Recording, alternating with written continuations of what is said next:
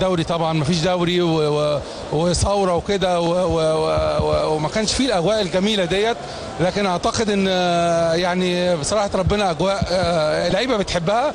لكن طبعا فريق الشباب بلوزداد فريق قوي متماسك، عندهم كرات ثابته بيعملوها بطريقه خطيره وكده، لكن احنا عايزين شويه هدوء برضه، فرقتنا فرقه تقيله ومحتاجين شويه نركز شويه في الهجمات المرتده. اهم الملاحظه يعني اللي شفناها ان الفريق الاسماعيلي كان حذرا في الربع ساعه الاول، ثم انطلق الى وسط الميدان، اصبح يقص كرات في وسط الميدان وينطلق في الكرات المعينه. هو احنا كنا عارفين طبعا الاجواء والجماهير والشحن اللي هيبقى موجود، هيبقى في ضغط في اول ربع ساعه، فاتفقنا مع لعيبتنا ان احنا نبقى فيه هدوء، نحاول يبقى فيه الريتم شويه يبقى على الارض زي ما بيقولوا او تحت يعني.